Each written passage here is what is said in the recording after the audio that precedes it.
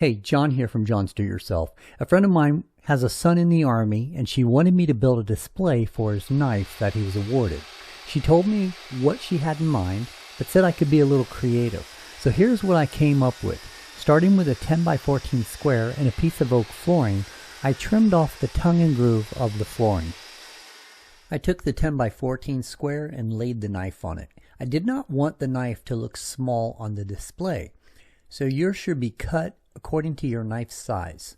If following along, my cut will be 11 inches by 6 inches. I will cut the 14-inch length back to 11 inches and cut all the way across so I can use the following two pieces on the sides in the rest of the project. Taking one of the pieces I just cut and using it to raise the base, I decided I wanted an inch from each edge. So if our initial cut was 11 inches, then I need to go back and cut this piece back to 9 inches. Going back to the piece of oak flooring, I measure out 14 inches, and then I cut my piece down to two separate 7-inch pieces. These will be my lifters. Now that I have a good idea of how wide my lifters are, I can go back and trim down the width of my riser. I decided that the width of my riser will be 3 inches. Okay, my fuzzy footage is about to get better, and sorry again for that. So the piece of oak I am using for the lifters has weight stress grooves on the bottom. So I decided to trim them off. So I take them to the table saw and raise the blade and trim just enough so the grooves are no longer seen. I do this to both pieces. Okay, when looking at the space between the risers, I knew I needed more height than the small flooring piece that I had. So I had to grab another piece of scrap wood that would give me the height I needed for the logo display. I know this piece has paint on it, but it will be easily sanded off when we get it to the correct size. So if you're following along exactly, it will be 5 inches high and 6 inches wide. So once I know that, I simply take it to the table saw and make my cuts.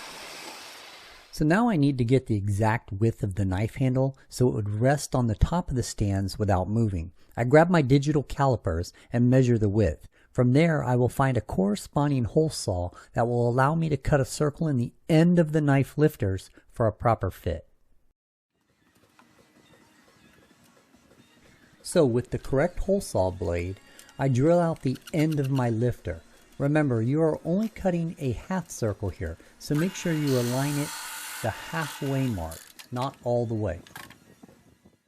Now that I have the hilt groove complete, I can move over to the blade slot.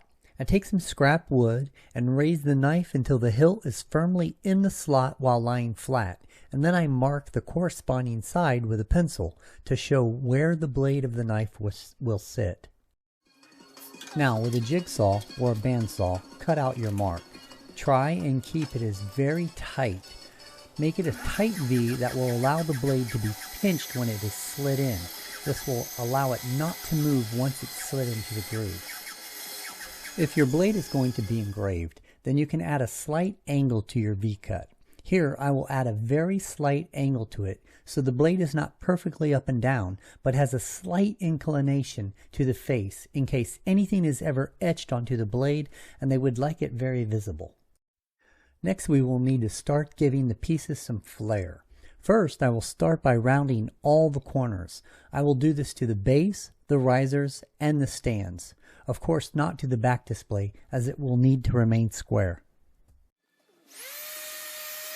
Next we will begin sanding. Take all of your pieces to the sanding table and start with a rough 100.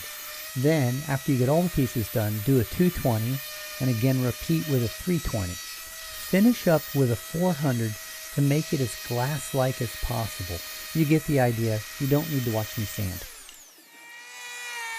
Continuing on with your flare.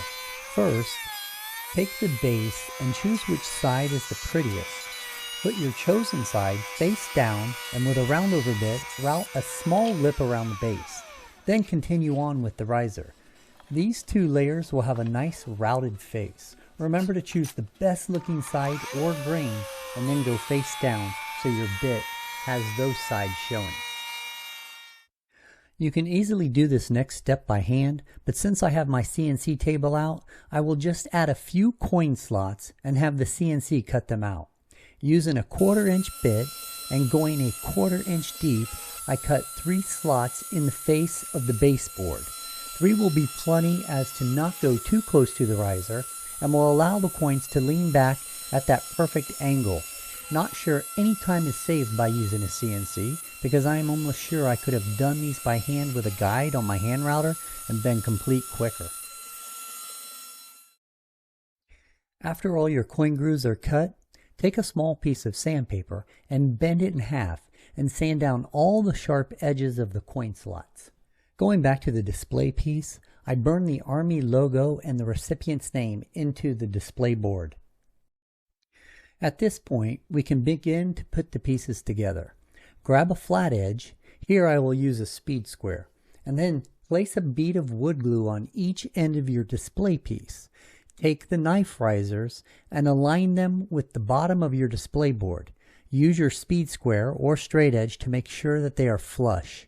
Make sure you have them on the right sides as well, the direction that you want the knife to be facing. Then clamp tight to ensure a good bond. With a flathead screwdriver and some paper towels, make sure you clear off all the excess glue that is squeezed out while clamping together your pieces. Let that sit for at least an hour to dry. Once dry, you can come back and place the display and the lifts on the riser and clamp tightly into place. Then drill a pilot hole in the center of each lift. After your pilot holes are drilled, take a drill bit and use that to make a countersink for the screw head. Then just simply add your screws. Ensure that the head is either completely flush or countersunk past the bottom of your riser. You don't want it to obstruct it from laying flat when we go to attach it to the base piece. Before we move on, place a little teak oil on the bottom of the base piece so you can allow that to sit for a few minutes before we turn it over and do the rest. Take a thin small scrap piece and measure between your 2 lifts. This should be exact width of your display board as well, and then cut it to fit. Going back to your riser, put some wood glue on the bottom of it. Now grab a couple of clamps, at least 6, and once you get your riser perfectly centered between the back of your base piece and the first coin slot, push down tight and clamp into place. To give your nameplate a 45-degree angle, take it to the table saw and set your blade at 45. This will allow it to sit at an angle so the name on the plate is easy to read.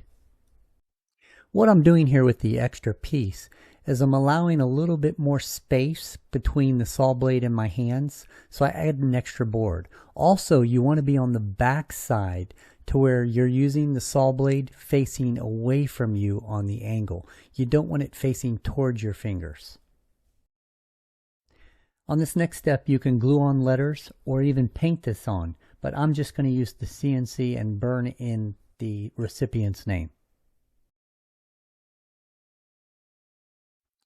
Before I apply the first coat of teak oil, what I do is I take a paper towel and just wet it, and I start wiping everything down. This allows all the dust to be removed, and the water itself actually opens up the pores in the wood to help absorb the teak oil a little bit better. Apply some wood glue to the edges of the nameplate and just press it into place. Now, we already had a pretty tight fit, so you really don't need a lot of wood glue. Make it less so it's easier to clean up. I think I put too much on here. But once you press it in, it shouldn't move anyway. And then press it all the way to its 45-degree angle so it's nice and snug and it doesn't have the ability to move. Once that dries, you can apply your teak oil to the rest of the project, and then you're basically done. Add your knife and your coins and you can present your knife display. Overall, a pretty easy project. I almost didn't post it because of some of the blurry film that I actually had for this project, but I decided to go through with it. So I hope you enjoyed it. I hope you give this a shot. Pretty easy. And then let me know in the comments what you think. As always, thanks for watching, and don't forget to hit that subscribe button.